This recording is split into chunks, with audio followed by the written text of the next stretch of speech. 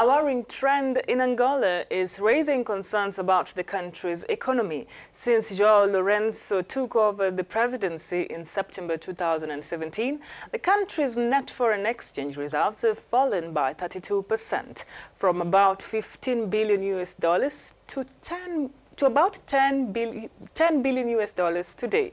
This is the lowest value recorded over the last 12 years. In December last year, the country's gross international reserves shrank to about $16 billion against about $18 billion a year earlier, equivalent to a 6.8 months of goods and services imports. Right, so we're diving deep into this subject with our correspondent in Luanda, George Mayanta. Well, good to have you on the program this morning. What is really the reason behind the steep decline?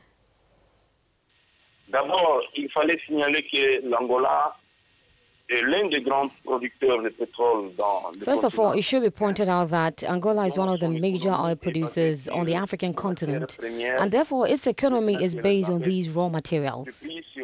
Now that there is a drop in prices on the international markets, it has totally affected monetary loss. In addition, President João Lourenço inherited empty coffers. Well, George, this has obviously had a negative impact on Angola's economy. The consequences are enormous. First, the Angolan who had his account in foreign currency can no longer recover his own money deposited in the bank. Transactions are therefore only made in Kwanza, the national currency. International transfers no longer work. International agencies like Western Union, MoneyGram, and whatever else, no longer work either. And so importers are required to present a series of documents required by the Angolan government to finally get to make purchases abroad. Citizens are therefore only entitled to make a transfer for health or educational purposes by providing official documents that must be approved by the authorities. Et que comptent faire les autorités angolaises pour sortir de cette situation, Georges? So what are the ways out of the situation?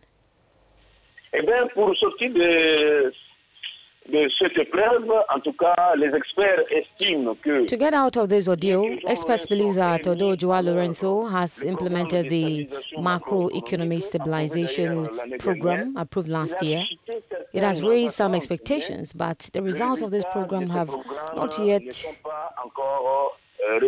had an impact on the lives of Angolans, to the point that net international reserves continue to decline. So it is a difficult task for João Lourenço's government.